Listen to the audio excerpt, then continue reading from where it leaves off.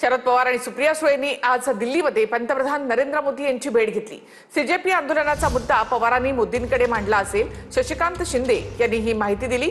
पेपरफुटी संदर्भात काय उपाययोजना करता येतील यावर पवार आणि मोदींमध्ये चर्चा झाल्याची सूत्रांची माहिती आहे। शरद पवार आणि सुप्रिया सुळेंनी आज दिल्लीत पंतप्रधान मोदींची भेट घेतली। शरद पवारांनी दिल्लीत सुरू असलेल्या सीजेपीच्या आंदोलनाचा मुद्दा मोदींपुढे मांडला असावा अशी माहिती शशिकांत शिंदेंनी दिली आहे।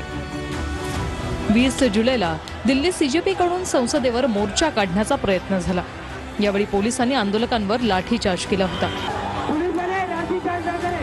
या आंदोलनामुळे देशभर वातावरण तापलं असताना काल शरद पवारांनी जंतर मंतरवर जाऊन अभिजित दीपकेंसह आंदोलकांची भेट घेतली। यावेळी शरद पवारांनी तरुण आंदोलकांशी चर्चाही केली होती। त्यानंतर आज शरद पवार सुप्रिया सुळेंसह थेट पंतप्रधानांच्या निवासस्थानी गेले। तिथे पवारांनी मोदींची भेट घेऊन त्यांच्याशी सविस्तर चर्चा केली। पवार आणि मोदींमध्ये दिल्लीतील सीजेपी आंदोलनाबाबत चर्चा झाली असावी अशी माहिती शशिकांत शिंदेंनी TV9 मराठीला दिली। सीजेपीच्या मागण्याही पवारांनी मोदींपुढे मांडल्या असाव्यात असाही दावा शशिकांत शिंदेंनी केला। दरम्यान यावर अभिजित दीपके यांनीही प्रतिक्रिया दिली। अभिजित, काल तुम्ही या अनुषंगानं शरद पवारांकडे मुद्दे मांडलेले होते, वाटतंय तुम्हाला या अनुषंगानं काही चर्चा झाली असेल किंवा चर्चा होऊ शकते म्हणून? नक्की चर्चा होणार आहे। पवार साहेब स्वतः म्हणाले की तुमचे जे काही मुद्दे आहेत, जे काही मागण्या आहे, आम्ही त्याचं पूर्ण समर्थन करतो। संसदेत हा मुद्दा उचलतील आणि रस्त्यावरही उचलतील आणि मला वाटतं अशा भेटीमध्ये जे आहे पंतप्रधानांसोबत त्याच्यावर ते नक्की बोलतील। तर मला वाटतंय पवार साहेब हे राष्ट्रीय नेते आहेत, तर पवार साहेब संयमानं घेतील। पवार साहेबांनी मिळून मोदी साहेबांनी निर्णय घेतला आणि त्याचा राजीनामा घेऊन केलं तर या मुलांचं चांगलं होऊन जाईल, अंदाजी गोष्ट आहे। आणि कुणीतरी समन्वयातनं मार्ग सोडला पाहिजे, परंतु त्यांनी भयानक मारलेलं आहे, त्याचं फार दुःख वाटलं। ह्या मुलांना, महिलांना, विद्यार्थ्यांना मारलेलं आहे, हेच उद्या ह्या सरकारचं हलवण्यासाठी कारणीभूत ठरतील। आता शरद पवार किंवा सुप्रिया सुळे पत्रकार परिषद घेऊन या भेटीबाबत सविस्तर माहिती देण्याची शक्यता आहे। सीजेपी आंदोलकांवरील लाठीचार्जचे व्हिडिओ पाहण्यासाठी वेळ नाही अशी टिप्पणी सरन्यायाधीश सूर्यकांत यांनी केली आहे। सीजेपी आंदोलकांवरील लाठीचार्ज संबंधित तातडीच्या सुनावणीस सुप्रीम कोर्टानं नकार दिलाय। या प्रकरणामध्ये आम्हाला काहीही रस नाही असं सरन्यायाधीशांनी म्हटलं। 20 जुलैला सीजेपी आंदोलकांवर झालेल्या लाठीचार्जशी संबंधित तातडीची याचिका सुनावणीस घेण्यास सुप्रीम कोर्टानं नकार दिलाय। सोबतच न्यायालयाकडे व्हिडिओ पाहण्यासाठी वेळ नाही असं सरन्यायाधीश सूर्यकांत यांनी स्पष्टपणे सांगितलंय। एका वकिलांनी सुप्रीम कोर्टात आंदोलकांविरोधात झालेल्या पोलीस कारवाईचा मुद्दा उपस्थित केला। आंदोलन करणाऱ्या विद्यार्थ्यांवर पोलिसांनी कठोर कारवाई केली असून त्याचे अनेक व्हिडिओ उपलब्ध आहेत। त्यामुळे न्यायालयाने स्वतः हे व्हिडिओ पाहावेत आणि या प्रकरणाची सुमोटो याचिका दाखल करावी अशी मागणी न्यायालयामध्ये वकिलांनी केली। मात्र सरन्यायाधीश सूर्यकांत यांनी या वकिलांचं म्हणणं मध्येच थांबवलं। न्यायालयाला व्हिडिओ पाहण्यात रस नाही, कारण न्यायालयाकडे पुरेसा वेळ नाहीये असं सरन्यायाधीशांनी वकिलांना स्पष्ट शब्दात सांगितलं। वकिलांनी न्यायालयाचा वेळ वाया घालवू नये आणि स्वतःचाही वेळ वाया घालवू नये असंही सरन्यायाधीश स्पष्टपणे म्हणालेत। तरुण देशाचं भविष्य आहेत आणि सरकार त्यांच्यावरच लाठ्या चालवतंय असं उद्धव ठाकरे यांनी म्हटलं। सरकार बदलावं लागेल तोपर्यंत बदल नाही असं ठाकरेंनी म्हटलं आहे। काही गुंडांनी तरुणांवर लाठ्या चालवल्या असंही ठाकरे म्हणाले।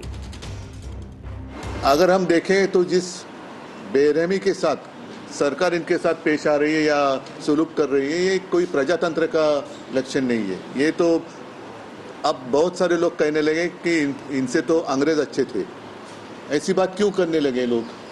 तो इसका मतलब ये है कि आज जो भी सत्ता में है शायद उनके दिमाग में हवा चली गई है और वो हवा निकालने के लिए जनता को वक्त नहीं लगता है।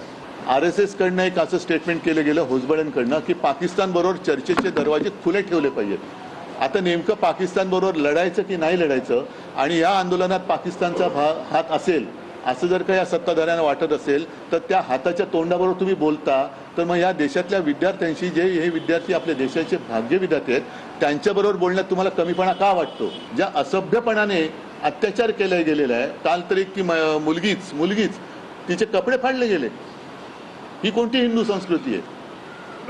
ही हिंदू संस्कृती बसत नाही, ही रावण संस्कृती झाली। उद्धव ठाकरे यांनी फोनवरून हर्षवर्धन सपकाळांसोबत चर्चा केली आहे. राज्यामध्ये मोठं आंदोलन उभारण्यासंदर्भात दोन्ही नेत्यांमध्ये चर्चा झाली. विद्यार्थ्यांच्या प्रश्नावर राज्यामध्ये विरोधक एकत्र मैदानामध्ये उतरण्याच्या तयारीत आहेत. जंतर मंतर प्रमाणेच राज्यातही आंदोलन करण्याची ठाकरे सेना आणि काँग्रेसची तयारी आहे.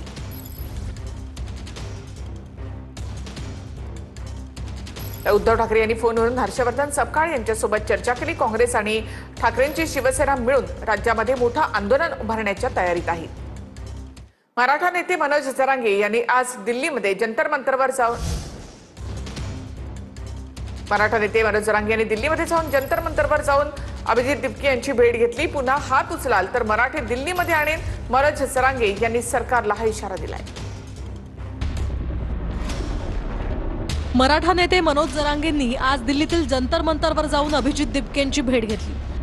20 जुलैला संसदेवरील मोर्चा दरम्यान झालेल्या लाठी हल्ल्यासंदर्भात जरांगेंनी माहिती घेतली. तसंच जरांगेंनी तरुणांच्या नेमक्या मागण्या काय आहेत तेही जाणून घेतलं. मनोज जरांगेंनी मंचावरून विद्यार्थ्यांशी मराठी भाषेत संवाद साधलाय. दरम्यान अभिजित दिपके मनोज जरांगे मराठीत काय बोलतात याचं भाषांतर करून विद्यार्थ्यांना सांगत होते. या भेटीनंतर मनोज जरांगेंनी माध्यमांशी संवाद साधत आपली भूमिका स्पष्ट केली आहे. क्रूरपणानं जर सरकारनं त्यांच्यावरती हल्ला केलाय तर आपण मदतीला का जायचं नाही? आम्ही ताकदी नाहीत. काय असतं बरं का, आपणच निवडून दिलेल्या लोकांना जर माज आला, निवडून दिलेल्या लोकांना जर त्याची जाणीव राहिली नाही तर त्याला जाणीव करून द्यायला लागती. तू आमच्या जीवावरती येत, तुला आम्ही पाडू शकतो, गावागावात हिंडू सुद्धा देऊ शकणार नाहीत. इथून पुढच्या काळात जर हल्ला झाला तर राज्याचं देशभरात भाजपाच्या मंत्र्यालाच फिरता येणार नाहीये. इतकी भयानक परिस्थिती होऊ शकते. असंच आंतरवालीला सुद्धा गोरगरिबांच्या लेकरासाठी आंदोलन होतं. त्या ठिकाणी सुद्धा माय मावल्यांना, मुलींना, वृद्ध माणसांवरती सुद्धा प्राणघातक हल्ला केला होता. या सरकारनं आमच्यावरतीही गोळ्या घातल्या होत्या. फक्त माझी सगळ्या विद्यार्थ्यांना एक विनंती राहील, तुम्ही ही जागा सोडू नका. आम्ही सगळा देश तुमच्या मागे आहे. तुम्ही तिकडं गेलात ना, हे आंदोलन मोडून टाकते. शांततेच्या आंदोलनात एवढी ताकद आहे ते आम्ही सिद्ध करून दाखवलंय. आम्ही सुद्धा तुमच्या सोबत आहेत. ही जागा फक्त सोडू नका. सरकारला आपण निवडून दिलेलं आहे. सोनम वांगचुक यांचं जेपी नड्डा आणि जितेंद्र सिंह यांना पत्र. विद्यार्थ्यांवर कुठलीही कारवाई करू नका अशी मागणी या पत्रामधून करण्यात आली आहे. आंदोलकांवर कुठलीही कारवाई होऊ नये याबाबत सरकारने आश्वासन दिल्यास मी उपोषण मागे घेईन असं सोनम वांगचुक यांनी म्हटलंय. आणखी एक महत्त्वाची बातमी. दादरमधील छत्रपती शिवाजी पार्कवर आंदोलनासाठी आलेल्या आंदोलकांना पोलिसांनी ताब्यात घेतलेलं आहे. दिल्लीमधील आंदोलनाला पाठिंबा देणारे आंदोलक पोलिसांनी ताब्यात घेतले.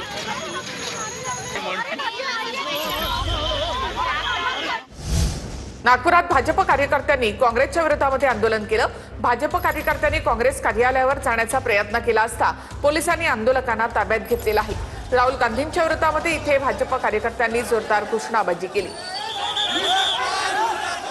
आज राज्यामध्ये ठिकठिकाणी भाजपचे कार्यकर्ते आणि काँग्रेसचे कार्यकर्ते आमने सामने आले.